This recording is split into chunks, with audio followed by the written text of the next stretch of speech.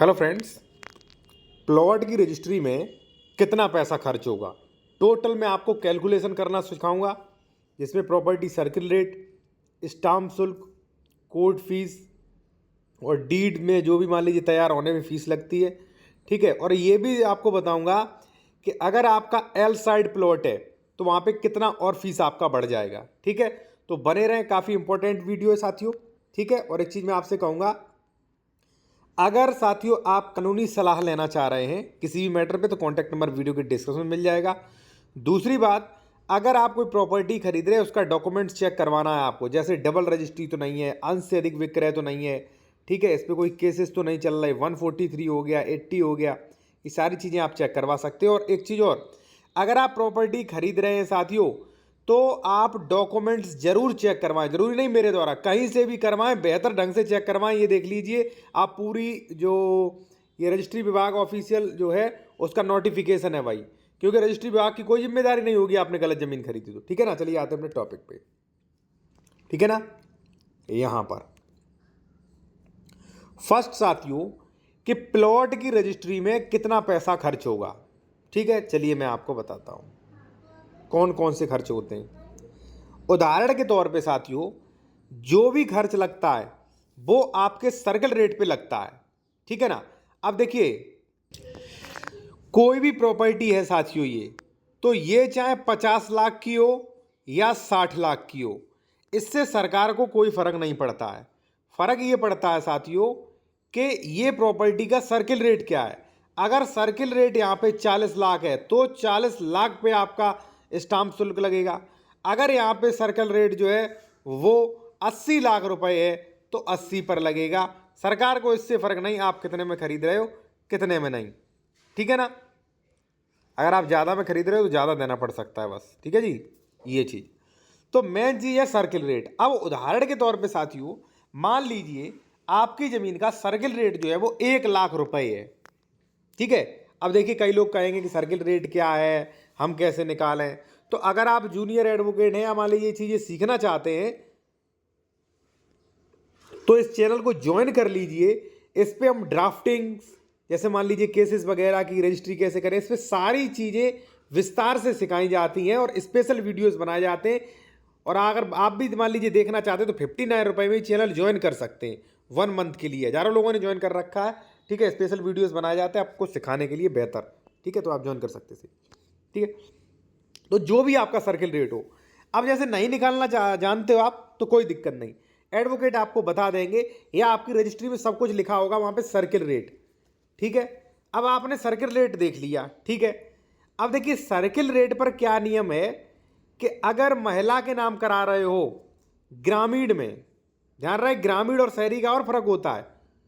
ग्रामीण और शहरी में 2% विकास दर का स्टाम्प ज़्यादा लगता है, शहरी में 2% स्टाम्प ज़्यादा लगता है, ग्रामीण में 2% स्टाम्प कम लगता है।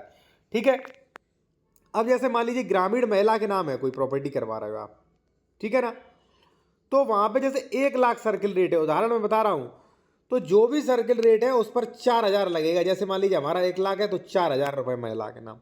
ठीक है, पुरुष है तो लगेगा साथियों 5%, यानी कि 5000 रुपये आप अपना निकाल सकते हो। ठीक है, इसी प्रकार से अगर शहरी क्षेत्र है तो वहां पे 6 से 7% लगता है। महिला के नाम तो 6% यानी कि 6000 रुपये, पुरुष के नाम 7% यानी कि 7000 रुपये। ये तो हो गया स्टाम्प कैसे निकालें। अब इसके कुछ अपवाद समझ लीजिए साथियों, अपवाद भी बताएं वरना अपवाद के बिना अधूरी जानकारी हो जाएगी। अपवाद साथियों ये है इसमें कि भाई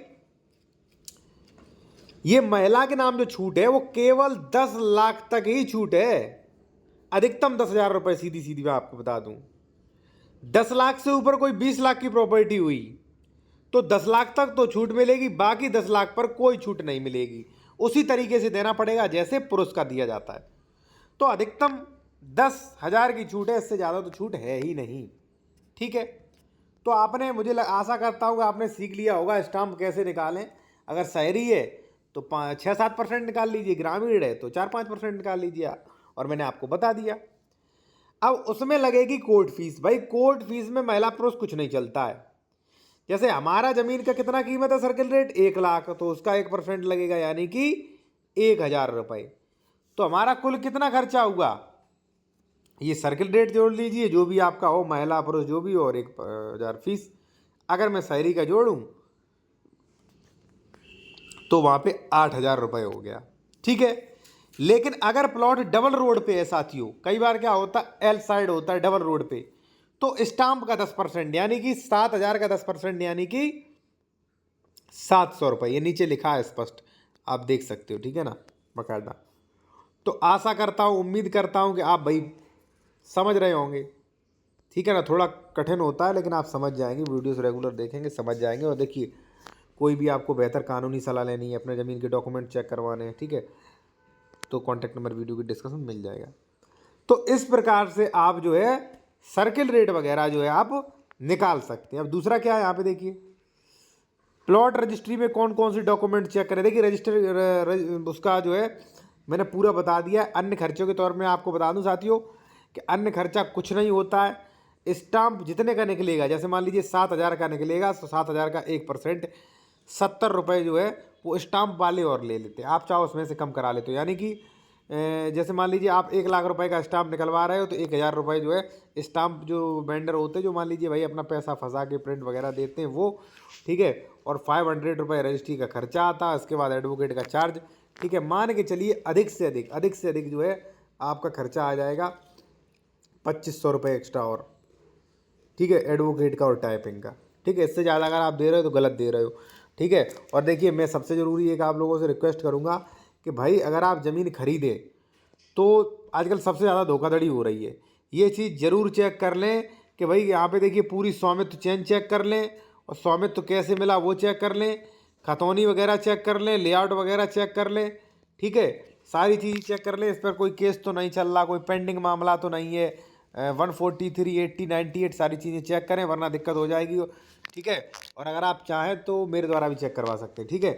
लेकिन भाई मेरे द्वारा भले न करवाएं, लेकिन करवा जरूर लेना, वरना आप फंस जाओगे, ठीक है। अगर आप वीडियो देख रहे हैं तो सावधान हो जाना, डॉक्यूमेंट चेक करवाओ, और ये चेक करवाओ इसने किससे खरीदी, उसका नाम खतौनी में था कि नहीं, कितनी रजिस्ट्रियाँ हुई, इसने डबल रजिस्ट्री तो नहीं कर दी, अंश से अधिक विक्रय तो नहीं हो गया, कोई मान लीजिए केस वगैरह तो नहीं चल रहा, ये चीज़ चेक करवाएं। और रजिस्ट्री में लास्ट में ये ऐड करवा दीजिए ज़रूर।